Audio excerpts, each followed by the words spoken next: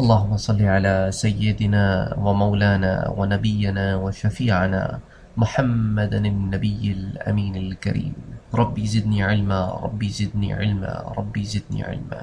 آج کے درس میں انشاءاللہ تعالی ہم قنوت نازلہ اور اس سے متعلق چیزوں کو ڈسکس کریں گے، اور چاروں ائمہ کرام کی سلسلے میں جو رائے ہے اس کو ڈسکس کریں گے تاکہ فقہی مسئلہ بھی سمجھ میں آ جائے۔ آج کل کے زمانے کا ایک بہت بڑا مسئلہ یہ ہے کہ جس نے 4 کتابیں پڑھ لی ہیں وہ یہی سمجھتا ہے کہ میں ہی حق پر ہوں اور باقی سارے لوگ جو ہیں وہ حق پر نہیں ہیں، اس لیے وہ دوسروں کو اپنی سمجھ میں آنے والا حق سمجھاتا رہتا ہے، اور ذہن اتنے تنگ ہو گئے ہیں اور معلومات اس قدر تنگ ہیں کہ ایک دوسرے کو سپیس نہیں دیتے، ایک دوسرے کو سمجھنے کی کوشش نہیں کرتے۔ اگر کوئی حنفی ہے تو وہ سمجھتا ہے کہ جو میرا طریقہ ہے وہ سب سے افضل ہے، اور اگر کسی شافعی یا مالکی یا حنبلی کا وہ عمل دیکھتا ہے تو اس پہ تنقید کرتا ہے اور کہتا ہے کہ ایسا نہیں ہے۔ تو یہ ایک بڑا المیہ ہے کہ ہم آپس میں ان مسائل پہ جھگڑ رہے ہیں جن سے فائدہ کسی کو حاصل نہیں۔ اگر امام ابو حنیفہ رضی اللہ تعالی عنہ رحمۃ اللہ علیہ ان کی اگر محنتیں اور کاوشیں ہیں تو امام شافعی، امام مالک اور امام احمد ابن حنبل کی بھی محنتیں اور کاوشیں ہیں۔ سب کو اللہ نے علم دیا، اور ان کے علم پر کلام وہ کرے جس کا علم ان کے مقام پر تو ہو۔ ہم جیسے جاہل لوگ اگر ان ائمہ کرام کے علم کے اوپر انگلی اٹھانے لگے تو کام ہو گیا پھر۔ اور یہ وقت وہ نہیں ہے کہ امت کو لڑایا جائے، وقت وہ ہے کہ امت کو ایک کیا جائے، بجائے اس کے کہ جو نماز پڑھنے آ رہے ہیں ان کی نمازوں پہ تنقید کر کے انہیں مسجدوں سے نکالا جائے۔ وقت یہ ہے کہ وہ جو نماز پڑھنے نہیں آتے ان کو مسجدوں میں لایا جائے۔ کتنے لوگ ہیں جو بستے ہیں مساجد کے اطراف لیکن نماز پڑھنے نہیں آتے۔ جمعے کی نماز میں اتنے زیادہ لوگ کیوں نظر آتے ہیں؟ یہ کدھر غائب ہو جاتے ہیں باقی نماز کے اوقات میں؟ اور عید میں جو لوگ نماز پڑھنے آتے ہیں وہ باقی دنوں میں کیوں نہیں آتے؟ کسی نہ کسی مسجد میں تو نظر آئیں۔ اور پھر وہ لوگ جو تراویحوں میں آتے ہیں اور اس نفلی عبادت میں اتنی محنت کرتے ہیں، اتنی محنت کرتے ہیں کہ آپ ان کی محنت پہ رشک کرتے ہیں، اور عام دنوں میں وہ نماز چھوڑے، مسجد میں نماز چھوڑے، وہ نماز پڑھنے سے بھی قاصر ہیں۔ تو ضرورت اس امر کی ہے کہ وہ لوگ جو نماز نہیں پڑھتے انہیں مسجدوں میں لایا جائے، صحیح دین کی تعلیم دی جائے۔ اسی لیے کبھی کبھی یہ ضروری بھی ہوتا ہے کہ آپ دوسرے لوگوں کے بارے میں بھی پڑھیں جن کے مسالک کو آپ فالو نہیں کرتے۔ کہ آپ حنفی ہیں تو شافعی کے بارے میں بھی کسی مسئلے میں پڑھ لیں، اگر آپ کی مسجد میں کوئی حنبلی آتا ہے تو اس کے مسائل بھی تھوڑے پڑھ لیں تاکہ ایک ٹالرنس پیدا ہو جائے، ایک دوسرے کو دیکھ کر ایک اجنبیت نہ محسوس ہو۔ یہ نہ ہو کہ یہ حنفیوں کی مسجد ہے، یہ بریلویوں کی مسجد ہے، یہ دیوبندیوں کی مسجد ہے۔ ارے مسجدیں تو اللہ کی ہیں، مسجدیں تو اللہ کی ہیں، اس میں اللہ کے بندے نماز پڑھنے آتے ہیں، اور وہ جس حدیث پر بھی عمل کر کے نماز پڑھیں، تمہیں کیا تکلیف ہے؟ انہیں نماز پڑھنے دو، نمازیوں کو تنگ نہ کرو کہ پھر نماز پڑھنے سے بھی جائیں۔ تو خیر بہرحال اس ٹالرنس کی بہت سخت ضرورت ہے، اور حضرت صلی اللہ علیہ وآلہ وسلم کی حیات طیبہ سے بھی ہمیں ٹالرنس ہی کا سبق ملتا ہے۔ 2 تکلیف دہ واقعات جو سیرت النبی میں ہم نے پڑھے کہ صحابہ کرام کو کس بے دردی سے دھوکے کے ساتھ قتل کیا گیا۔ جب یہ خبر حضرت صلی اللہ علیہ وآلہ وسلم کو پہنچی تو آپ شدید غم اور شدید تکلیف کا شکار ہوئے، اور آپ صلی اللہ علیہ وآلہ وسلم نے 1 ماہ اور ایک روایت کے مطابق 40 روز تک فجر کی نماز میں قنوت پڑھی، اور یہی قنوت نازلہ ہے۔ مقصد تھا کہ کرب اور تکلیف کے دنوں میں اللہ سے مدد مانگی جائے، اور اسی لیے آپ صلی اللہ علیہ وآلہ وسلم نے اللہ کے حضور اپنی التجا قنوت نازلہ کی صورت میں پیش کی۔ احناف یا حنفی حضرات عشاء کی وتر میں تیسری رکعات میں رکوع کرنے سے قبل دعائے قنوت پڑھتے ہیں کہ اللہم انا نستعینک ونستغفرک ونؤمن بک ونتوکل علیک ونثني عليك الخير ونشكرك ولا نكفرك ونخدعك ونترك من يفجرك اللهم إياك نعبد ولك نصلي ونسجد وإليك نسعى ونحفظ ونرجو رحمتك ونخشى عذابك إن عذابك بالكفار ملحق۔ کہ پاک پروردگار، ہم تجھ سے مدد چاہتے ہیں اور تجھ سے معافی مانگتے ہیں اور تجھ پر ایمان رکھتے ہیں اور تجھ پر بھروسہ کرتے ہیں اور تیری بہت اچھی تعریف کرتے ہیں اور تیرا شکر کرتے ہیں اور تیری ناشکری نہیں کرتے اور الگ کرتے ہیں اور چھوڑتے ہیں اس شخص کو جو تیری نافرمانی کرے۔ الہی ہم تیری ہی عبادت کرتے ہیں اور تیرے ہی لیے نماز پڑھتے ہیں اور سجدہ کرتے ہیں اور تیری ہی طرف دوڑتے اور جھپٹتے ہیں اور تیری رحمت کے امیدوار ہیں اور تیرے عذاب سے ڈرتے ہیں، بے شک تیرا عذاب کافروں کو پہنچے۔ اور حنابل یا حنبلی حضرات یا شافعی حضرات یہ دعائے قنوت پڑھتے ہیں رکوع کرنے کے بعد ہاتھ اٹھا کر، کہ آپ نے مکے کی تراویح میں بھی دیکھا ہوگا کہ اللہم اہدنا فیمن ہدیت وعافنا فیمن عافیت وتولنا فیمن تولیت وبارک لنا فیما اعطیت وقنا برحمتک شر ما قضیت انک تقضی ولا يقضى علیک وانه لا يذل من والیت ولا يعز من عادیت تباركت ربنا وتعاليت نستغفرك ونتوب إليك وصلى الله تعالى على خير خلقه سلم تسليما كثيرا كثيرا۔ تو یہ ایک دعائے قنوت ہے جو آپ سنتے ہیں، تو یہ تو دعائے قنوت ہے۔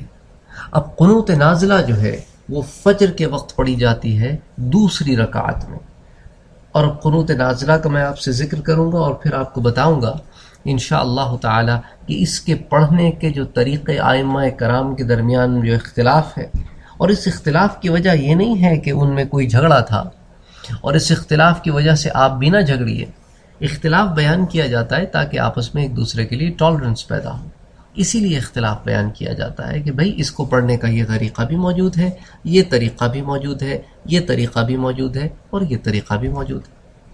تو براہ مہربانی جب آپ کسی اور فقہ کے آدمی کو کوئی عمل کرتے دیکھیں تو اسے نکتہ چینی کرنے کے بجائے پہلے اس عمل کو سمجھنے کی کوشش کریں۔ تو یہی مقصد ہے اس پورے لیکچر کا آج کے۔ اب جو قنوت نازلہ ہے اس کے الفاظ پر غور کرتے ہیں کہ جو قنوت نازلہ ہے اس کے الفاظ ہیں کہ اللہم اغفر لنا وللمؤمنین والمؤمنات والمسلمین والمسلمات وألف بین قلوبهم واصلح ذات بینهم وانصرهم على عدوك وعدوهم اللهم لعن الكفرة الذين يصدون عن سبيلك ويكذبون رسلك ويقاتلون أولياءك اللهم خالف بين كلمتهم وزلزل أقدامهم وأنزل بهم بأسك الذي لا ترده عن القوم المجرمين۔ تو یہ قنوت نازلہ کے الفاظ ہیں۔ اب قنوت نازلہ بھی آپ نے سن لی، اور جو دو دعائیں قنوت پڑھی جاتی ہیں عشاء کی نماز کے وتر میں وہ بھی آپ نے سن لی۔ ایک دعائے قنوت کے راوی حضرت عبداللہ ابن عباس ہیں اور ایک دعائے قنوت کے راوی حضرت عبداللہ ابن مسعود ہیں، تو کوئی اختلاف نہیں، حدیثوں میں دونوں آ گئیں اور قنوت نازلہ کا ذکر بھی آ گیا۔ اب اس میں علماء کے درمیان پڑھنے کے جو طریقے ہیں اس پر بات کر لیتے ہیں۔ اول بات تو یہ کہ قنوت نازلہ جو ہے وہ پڑھی جاتی ہے جب کوئی تکلیف ہو، امت کو کسی تکلیف سے دوچار ہو تو پڑھی جاتی ہے۔ اس میں بھی کچھ ایکسیپشنز ہیں، اس کے بارے میں بھی انشاءاللہ تعالی ہم بات کریں گے، لیکن پہلے یہ چار سکول آف تھاٹس میں قنوت نازلہ کے بارے میں ذرا پڑھ لیں۔ اچھا، جو چاروں کے نزدیک جو ہے نا، چاہے اب مالکی ہوں، چاہے حنبلی ہوں، چاہے شافعی ہوں، چاہے حنفی ہوں، چاروں کے نزدیک قنوت نازلہ ہے اور فجر کی نماز میں بھی پڑھی جاتی ہے۔ جو مالکی حضرات ہیں وہ فجر کی دوسری رکعت میں پڑھتے ہیں، اور وہ یہ قید نہیں لگاتے کہ رکوع سے پہلے ہی پڑھنی ہے یا رکوع کے بعد ہی پڑھنی ہے، رکوع سے پہلے بھی پڑھ سکتے ہیں، رکوع کے بعد بھی پڑھ سکتے ہیں۔ آپ کو ہاتھ اٹھانے کی ضرورت نہیں ہے دعائے قنوت نازلہ پڑھنے کے لیے، یہ مالکی حضرات کا پوائنٹ آف ویو میں آپ سے بیان کر رہا ہوں، اور اٹ از ریکمینڈڈ کہ آپ جو ہے دعائے قنوت نازلہ جو ہے وہ کوائٹلی ریسائٹ کریں۔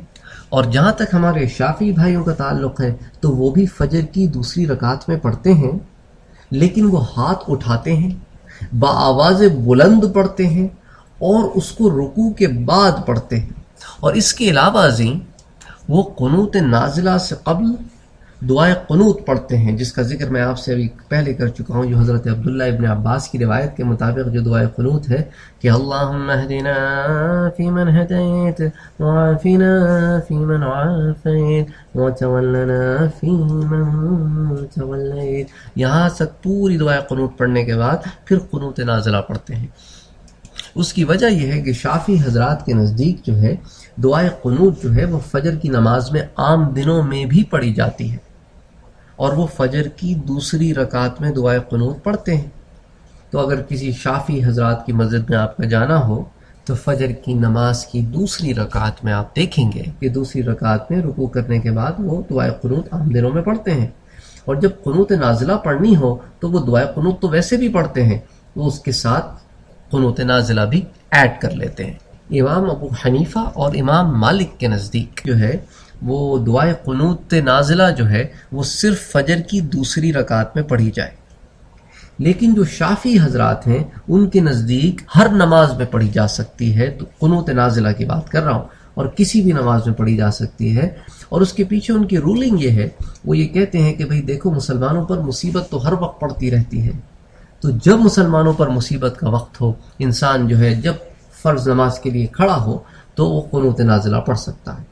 اچھا، پھر ایک اور بات جو شافعی حضرات بیان کرتے ہیں کہ قنوت نازلہ پڑھنے کے لیے آپ کو جماعت کی نماز کا اہتمام کرنا ضروری نہیں ہے. اگر آپ انڈیویجول انفرادی نماز پڑھ رہے ہیں تو بھی آپ قنوت نازلہ پڑھ سکتے ہیں. اور اگر ظہر کی نماز میں بھی پڑھ رہے ہیں یا عصر کی نماز میں بھی پڑھ رہے ہیں تو وہ صلاۃ السر ہیں، یعنی اس میں آپ نے آہستہ پوری نماز پڑھنی ہے. لیکن شافعی حضرات کے نزدیک قنوت نازلہ بآواز بلند پڑھی جا سکتی ہے ان نمازوں میں بھی.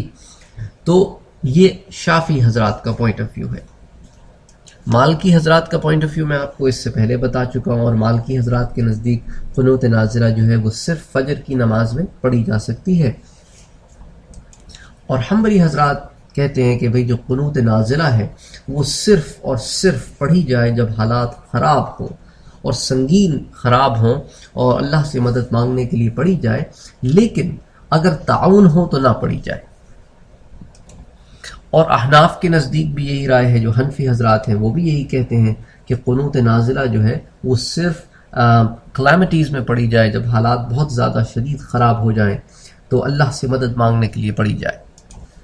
لیکن بالکل شافعی حضرات کے طرح حنابل بھی یہی کہتے ہیں کہ کسی بھی نماز میں قنوت نازلہ پڑھی جا سکتی ہے بجس نماز جمعہ کے. تو یہ حنابل کا پوائنٹ آف ویو ہے، لیکن تعاون میں نہیں پڑھی جائے گی. علاوہ ازیں وہ یہ بھی کہتے ہیں کہ صرف امام پڑھ سکتا ہے، جیسے شافعی حضرات کہتے ہیں نا کہ انفرادی نماز ہو کہ اجتماعی نماز ہو، کسی بھی صورت میں قنوت نازلہ پڑھی جا سکتی ہے. حنابل کہتے ہیں کہ صرف امام پڑھ سکتا ہے، اور وہ بھی رکوع کے بعد پڑھ سکتا ہے. اور یہ سنت ہے کہ جو مقتدی ہیں وہ ہاتھ اٹھائیں اور اپنے ہاتھ پھیلائیں اپنے سینے کے سامنے دعا کی حالت میں، اور امام جو ہے وہ قنوت نازلہ پڑھتا رہے.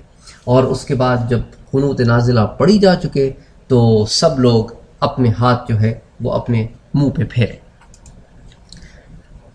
حنفی حضرات کہتے ہیں، جیسا میں نے آپ سے ذکر کیا، کہ صرف ڈیفیکلٹ ٹائمز، کلیمٹیز کے ٹائم پہ یہ پڑھی جا سکتی ہے، اور صرف فجر کی نماز کی دوسری رکعت میں پڑھی جا سکتی ہے، اور صرف اس کو امام پڑھ سکتا ہے، اور رکوع کے بعد پڑھی جائے گی سجدے میں جانے سے پہلے، اور فجر کے علاوہ کسی اور نماز میں اس کو نہیں پڑھا جا سکتا. اور پڑھنے کا طریقہ احناف کے نزدیک یہ ہے کہ رکوع کے بعد تو پڑھے لیکن ہاتھ نہ اٹھائیں.